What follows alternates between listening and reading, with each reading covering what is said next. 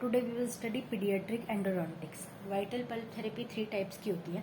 Indirect pulp capping, direct pulp capping and pulpotomy. Direct pulp capping में restoration के लिए हम कैल्शियम हाइड्रोक्साइड यूज़ करते हैं एंड वाइटल पल्प थेरेपी हमारी डीप केरियस मैनेजमेंट के लिए यूज़ होती है। डीपीसी डायरेक्ट पल्प कैपिंग हम प्राइमरी टीथ में नहीं यूज़ करते। डीपीसी और पल्पोटमी हम यंग परमानेंट टीथ में यूज़ करते हैं।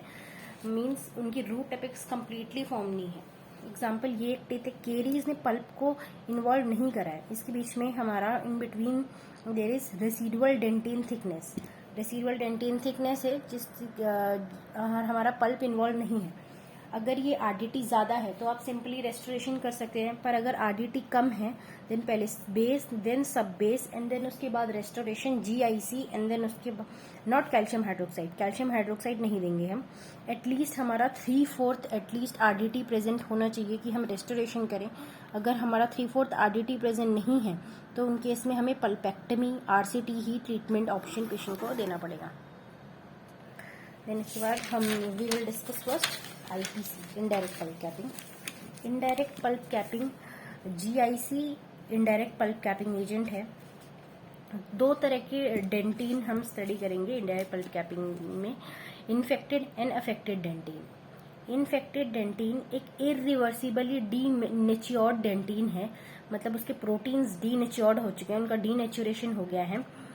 और अफेक्टेड डेंटिन ये रिवर्सिबल डीनेच्योर्ड है, मतलब प्रोटीन डीनेच्योर्ड कंप्लीटली नहीं हुआ है, अगर स्टिमुलस हटा दें तो वो वापस नॉर्मल हो जाएगा। और इन्फेक्टेड डेंटिन हमारा रीमिनरलाइज नहीं होता, वो अब नहीं हो सकता, वो इरिवर्सिबल डैमेज हो चुका है, उसको हमें रिमूव करना ही पड़ेगा। इन्फेक्टेड डेंटिन आपको टीथ पे रिमूव करना पड़ेगा। एंड देन हमारा अफेक्टेड डेंटिन वो रीमिनरलाइज हो सकता है, उसको हम प्रिजर्व कर सकते हैं। ये हमारे पल्प के क्लोज होता है, पल्प के सबसे क्लोज जो डेंटिन होता है वो है अफेक्टेड, उसको हम प्रिजर्व रखेंगे, उसके ऊपर हम आईपीसी में रेस्टोरेशन करेंगे। अब हमने क्या पढ़ा कि इनडायरेक्ट पल्प कैपिंग में जीआईसी हमारा आईपीसी एजेंट है। 2 टाइप के डेंटिन है, इन्फेक्टेड अफेक्टेड। इन्फेक्टेड डेंटिन में जो प्रोटीन्स हैं वो इरिवर्सिबली डीनेच्योर्ड हैं, उनको हम रीमिनरलाइज नहीं कर सकते, उसको हमें रिमूव करना पड़ेगा। बट अफेक्टेड में वो रिवर्सिबली डीनेच्योर्ड हैं, उन्हें रीमिनरलाइज हम कर सकते हैं, उसको हम प्रिजर्व रखेंगे और ये पल्प के क्लोज होते हैं। आईपीसी में हम पहले ग्रॉस केरीज रिमूव कर देंगे। ये अगर डीप एक्सपोजर में यूज करता है, फर्स्ट हमने केरीज रिमूव करी, देन इरिगेशन करेंगे ताकि बैक्टीरियल लोड जो है हमारे रूट कैनाल में वो कम हो जाए। देन हम कैविटी को स्टरलाइज करेंगे bye silver nitrate. But silver nitrate pigmentation cause करता है, तो ये हम पहले यूज करा करते थे अर्लियर, बट अब सिल्वर नाइट्रेट हम अवॉइड करते हैं। अब we will use hydrogen peroxide and saline. Silver nitrate अब हम यूज नहीं करते, अब हम हाइड्रोजन पेरोक्साइड और सलाइन यूज करेंगे ताकि बैक्टीरियल लोड रूट कैनाल का कम हो जाए। और success of any vital pulp therapy और pulpectomy RCT it depend on the irrigation.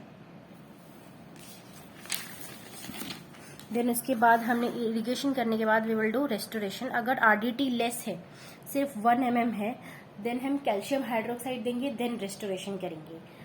Now pre dentin form, then उसके बाद प्री डेंटिन फॉर्म होगा, बट ये हमें रेडियोग्राफ पे नहीं दिखेगा क्योंकि प्री डेंटिन लेस कैल्सिफाइड है। 1.5 micron of reparative dentin is form. Less than 1 month में 1.5 micron of reparative dentin form हो जाएगा। हम 8 वीक तक वेट करेंगे और 3 months के बाद चेक करेंगे, अराउंड 8 वीक तक का टाइम देंगे पेशेंट को, तो 0.1 mm हमें दिखेगा कि रिपेरेटिव डेंटिन फॉर्म हुआ है।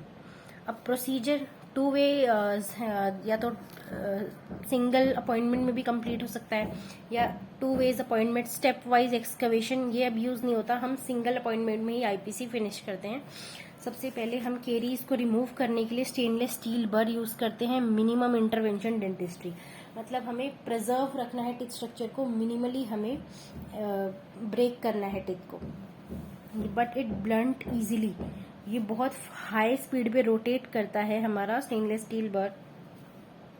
तो अब हम पहले स्टेनलेस स्टील हम यूज करते थे, अब हम टंगस्टन कार्बाइड यूज करते हैं जो स्टेनलेस स्टील की ही तरह है, जिसका एज स्ट्रेंथ अच्छा है, बट वो इतनी इजीली ब्लंट नहीं होता।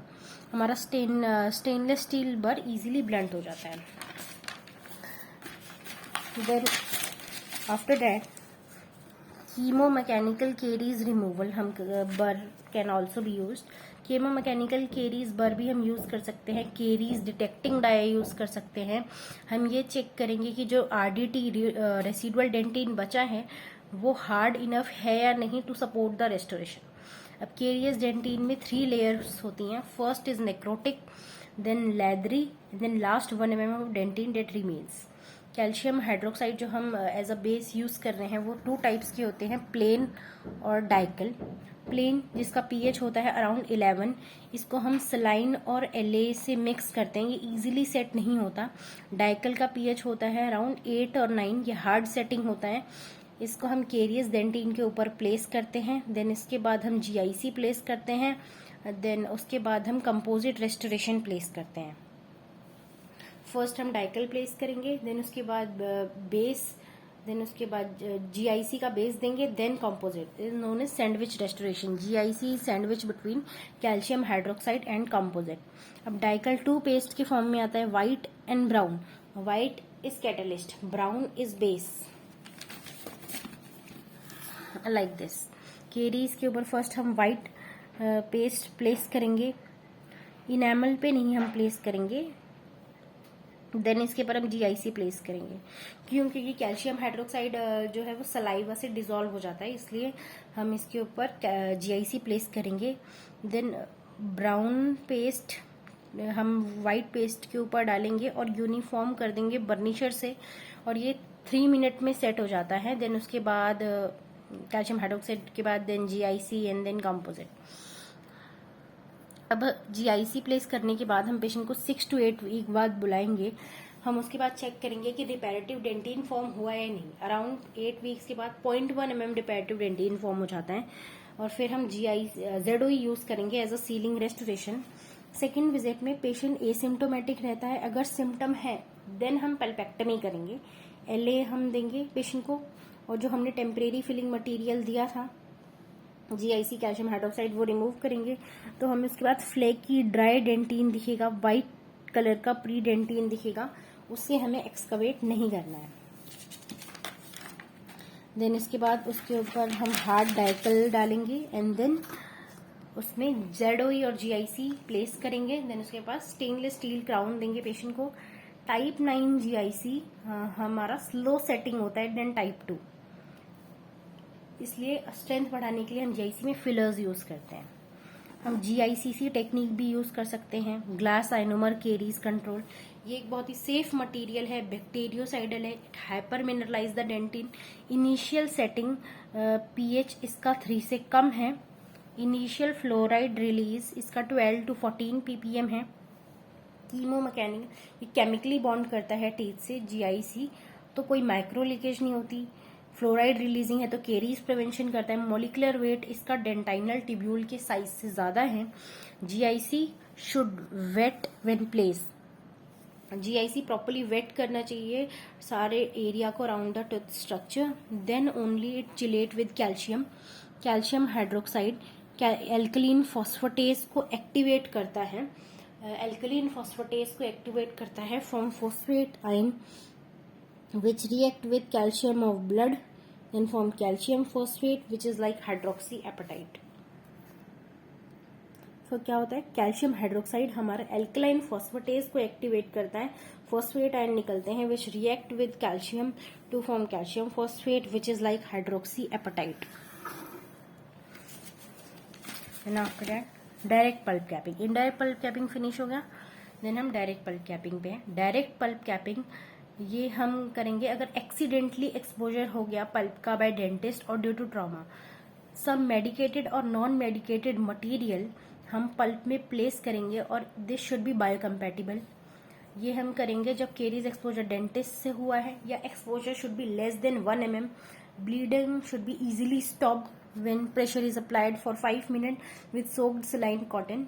पेशेंट अगर क्लिनिक में आपके पास आ गया लेस देन 24 आवर्स में ब्लड क्लॉट रिमूव करेंगे बिफोर पुटिंग द मेडिकेशन। हम अनइन्फ्लेम्ड पल्प में ही DPC करेंगे। अगर ब्लीडिंग नहीं रिमूव हो रही है, हमने रिमूव नहीं करी, तो ये हीलिंग से इंटरफेयर करेगी। It act as a substrate for bacteria, act as a barrier, अगर calcium hydroxide placed in case of bleeding, then हमारा ये इंटरनल रिजॉर्प्शन कर देगा 50% केसेस में। अगर एरिया ऑफ ब्लीडिंग में हमने कैल्शियम हाइड्रोक्साइड प्लेस कर दिया तो इंटरनल रिजॉर्प्शन हो जाएगा अराउंड 50% केसेस में, except IPC direct pulp capping. जितने भी वाइटल थेरेपी हम यूज़ करते हैं वो सारी एपेक्सोजेनेसिस करते हैं। जब हम यंग परमानेंट टीथ में यूज़ करते हैं तो वो एपेक्स फॉर्मेशन में हेल्प करते हैं, एक्सेप्ट द आईपीसी। मटेरियल्स जो हम वाइटल पल्प थेरेपी में यूज़ करते हैं या डीपीसी में